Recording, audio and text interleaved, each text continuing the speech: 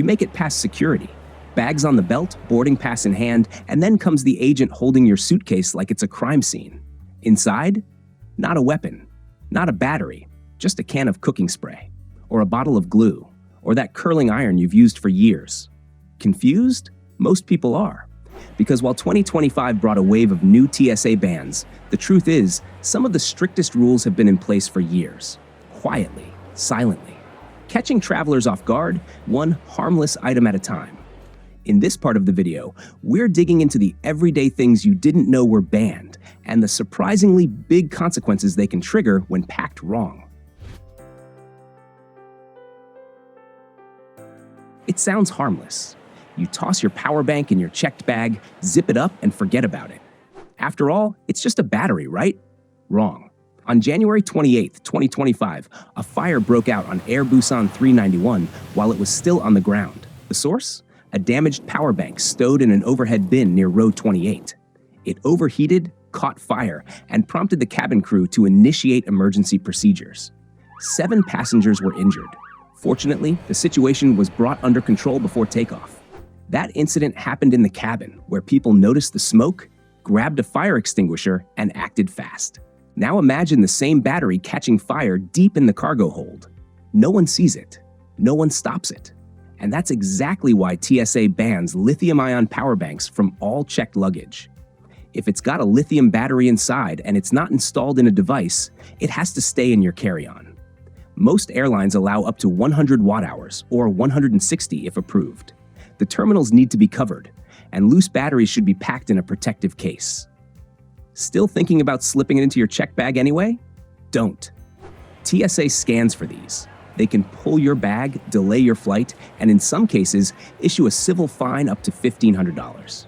You don't want to be the reason a flight gets grounded before it even leaves the tarmac.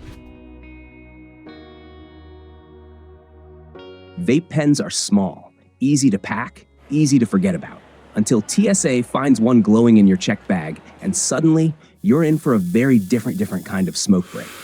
Just like power banks, vapes contain lithium-ion batteries, and some models also carry flammable liquid. Put that combo in a pressurized cargo hold? That's a risk no airline is willing to take anymore. TSA's made it crystal clear. All vape devices, pens, mods, e-cigarettes, must be packed in your carry-on. Not your checked bag, not tucked in your shoe. In your carry-on, powered off, and ready to be inspected. And don't even think about using it mid-flight. One woman on a recent Alaska Airlines flight from Los Angeles to Cancun decided to sneak a vape hit in the lab because she was stressed. Bad move. The smoke alarm went off. The pilot got on the speaker and told the entire cabin that vaping is a federal offense, and if it happened again, he'd turn the plane around. That's not an empty threat. It's a documented safety violation, and flight attendants are trained to report it in real time. You might not get arrested, but you could get fined, banned from the airline, or flagged in the system the next time you fly. Even the vape liquid has rules. Under 3.4 ounce 100 millimeters, packed in a clear plastic bag, same as any other liquid. So if you vape, treat it like a live wire. Carry it properly, don't use it on board, and maybe grab a nicotine patch instead. Because no one wants to be the reason a pilot threatens to reroute a flight. They seem harmless.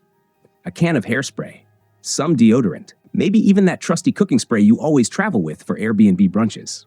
But at 35,000 feet, pressurized aerosols are one of TSA's biggest red flags. Let's get one thing straight. Not all sprays are treated the same. The rules depend on what's inside and where it's packed. If it's personal care, like hairspray or deodorant under 100 milliliters, you can bring it in your carry-on, as long as it follows the 311 rule. And yes, a few non-flammable versions might even be allowed in checked bags, but only in small quantities with tight volume limits. But once we move into larger items, like full-size cooking spray, extra hold hair lacquer, or industrial adhesives, the line gets sharp. These are often pressurized with flammable gases like butane or propane. In a pressurized cargo hold, that canister becomes a fire hazard. TSA bans these from checked luggage outright. And if the label isn't clear, expect your bag to get pulled. Then come the no-go items: bug spray, spray paint, industrial glue, and bear spray. These are prohibited in both carry-on and checked baggage. Period. Doesn't matter if it's new, sealed, or for personal protection. TSA and FAA regulations treat them like dangerous goods, and they're not bluffing. Need proof? In 2023, a passenger at Nashville Airport tossed a can of bear spray into a trash bin after realizing it wasn't allowed in their carry-on. A janitor later triggered it by accident, causing a chemical leak and forcing the evacuation of the entire concourse. Firefighters were called, flights were delayed, TSA launched an investigation, all because of one forgotten can in one wrong place. So here's the bottom line. If it sprays under pressure, double-check the label. If it's flammable, oversized, or industrial grade, it doesn't belong in your bag. You might think it's just a travel-size can, but in the air, TSA sees it for what it really is, a pressurized risk in a flying metal tube. Bringing a firearm on a plane isn't illegal, but doing it wrong? That's how your flight turns into a full-blown security event. In January 2023, TSA agents at San Antonio International Airport opened a checked bag and found something they definitely weren't expecting, an 84mm Carl Gustaf M4 recoilless rifle. The owner said it was deactivated and headed for display at the SHOT Show in Las Vegas, but he hadn't declared it. Worse, ammunition was packed alongside it. Even though the weapon couldn't fire, it still counted as a firearm. And TSA doesn't play guessing games with undeclared weapons or unapproved ammo. The passenger wasn't arrested, but his flight plans were scrapped, and his gear wasn't going anywhere. This wasn't about intent. It was about compliance. TSA allows firearms in checked baggage if you follow the rules. The gun must be unloaded, locked in a hard case, and declared at check-in. Ammunition has its own rules. No loose rounds, no black powder or primers, and absolutely nothing over .75 caliber. Max 11 pounds per passenger in a secure ammo box. Even if your firearm is a replica or part of a display, it still needs to be treated like the real thing under federal guidelines. So if you're flying with a gun, don't wing it. Call your airline at least 48 hours in advance. Know their policy, not just TSA's. Bring your permits. Use a TSA-compliant lock and build in extra time, because you're not just checking a bag, you're checking a conversation. December 15, 2024. TSA agents at LAX open a carry-on and find 82 fireworks, 2 fake guns, 3 knives, and a can of pepper spray. Within minutes, the bomb squad is called. Part of the terminal is shut down. The passenger? Detained. The flight? Delayed. And yes, she said it was all for a party. TSA doesn't care if it's for a birthday, a holiday, or a camping trip. If it explodes, ignites, or burns, it's banned. That includes sparklers, firecrackers, flares, smoke bombs, even if they're sealed, store-bought, or gift-wrapped. Bringing fireworks in checked luggage can get you fined up to $2,570. And in some cases, criminal charges. At best, you miss your flight. At worst, you get flagged in TSA's system for future screening. So don't pack fireworks. Celebrate at your destination, not at the security checkpoint.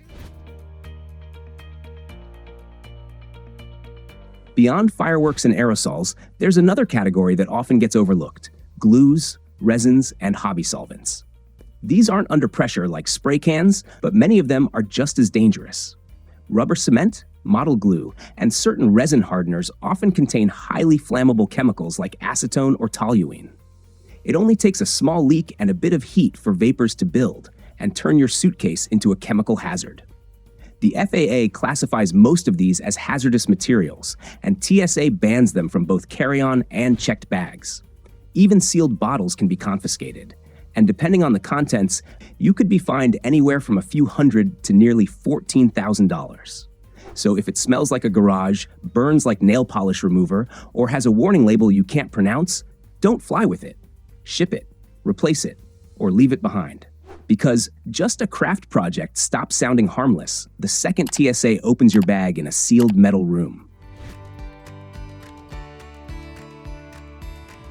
Picture this: a single glass bottle cracks mid-flight, leaks into the suitcase next to it. The fumes build up in a sealed metal cargo hold until something sparks. Now you've got a floating fireball under 200 people. That's not a movie plot. That's why TSA bans any alcohol over 70% ABV, also known as 140 proof, from both carry-on and checked bags. Doesn't matter how rare, expensive, or securely packed it is. If it's that flammable, it's staying on the ground. And even alcohol under that limit comes with rules. It must be sealed, under 5 liters per passenger, and under 70% ABV. Otherwise, it's considered a hazardous material, just like lighter fluid or industrial solvent. One traveler at O'Hare tried to check a bottle of 80% home-distilled liquor. It was packed tight in clothing, taped shut, but TSA still flagged it, confiscated it, and held the bag for extra screening. The traveler missed their connection, and the bottle never made it past Chicago. So no, your cousin's homemade moonshine isn't a charming souvenir. It's a combustible hazard. If you're bringing liquor back, do it smart. Buy it after security. Keep it sealed. And know the rules at both ends of your flight. Because when TSA says no flammable liquids, they mean it, and they've got the fire codes to prove it. You pack some fresh fruit or dried meat in your checked bag. It's sealed, it's clean. Maybe it's even a gift from family overseas. But when your bag lands in the US, customs might see it very differently. In early 2025, a traveler flying home from Southeast Asia got stopped at JFK. Inside his bag, a banana he forgot he picked up during a layover. He didn't declare it, so customs flagged him, scanned his passport, and warned him of a $500 fine. And that was just for a single piece of fruit in his carry-on. One banana. $500. Probably the most expensive snack on Earth. Now imagine what happens when it's a bag of fresh mangoes, raw sausages, or herbs packed in your checked luggage. US Customs and USDA take undeclared food seriously, especially when it's fresh, raw, or unprocessed. These items can carry bacteria, parasites, or crop-killing pests. And while TSA may let your bag fly, Customs has the final say when it lands.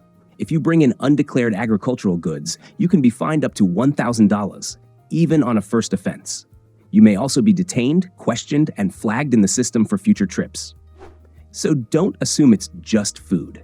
If it's fresh and coming from overseas, either declare it or don't pack it at all. And declaring is simple. Just check yes under food items on your customs form or tell the officer directly. It's better to be safe than sorry over a snack. Even before 2025, TSA had already banned several items that continue to surprise travelers. Some weren't widely known, not because they were new, but because they were hiding in plain sight. Here are a few long-banned items that still catch people off guard. Take compressed gas cylinders, for example. Whether it's a scuba tank, a paintball CO2 cartridge, or a bottle of medical oxygen, if it's under pressure, it's not getting on the plane. The only exception is a portable oxygen concentrator that meets FAA standards, and even then, you have to contact the airline ahead of time. And then, ironically, there's the fire extinguisher. These might seem like the ultimate safety device, but they're not flight safe. Most extinguishers contain pressurized gas or reactive chemicals, both of which can become dangerous under changing cabin pressure. TSA bans them entirely, whether they're full or empty, used or brand new. Beauty tools can also be trouble. Curling irons that use butane cartridges are not allowed in checked baggage, and even spare cartridges are banned entirely. TSA does allow battery-powered or corded versions, but anything that uses gas for heat is a no-go. And finally, there are EP-herbs, those small emergency transmitters used in sailing, hiking, or backcountry travel. These devices can send out strong distress signals, and if one accidentally activates in the cargo hold, it can trigger a full-blown emergency response. TSA generally bans them from checked luggage, and even when carried on board, they must be powered off, labeled, and pre-approved by the airline. So now you know. Power banks, cooking spray, fireworks, even that mango from your aunt's backyard. If it can spark, leak, rot, or explode, TSA doesn't want it in your checked bag. These aren't just minor rules. They're safety measures that could save lives, flights, and your travel record. So before your suitcase ends up on a TSA inspection table, or worse, a viral TikTok, double check what you're packing. Or better yet, when in doubt, leave it out. And now it's your turn. If you've ever been stopped by security over something totally innocent, or thought you were, drop it in the comments. You might just help someone else avoid the same mistake. And remember, what you don't declare can cost you. Sometimes in dollars, sometimes in missed flights. So keep it simple. If you're not sure, don't pack it. That one rule can save you a whole lot of trouble. So while the 2025 list may seem harsh, many of these rules have been in place for years, quietly protecting flights from unexpected dangers hiding in everyday items.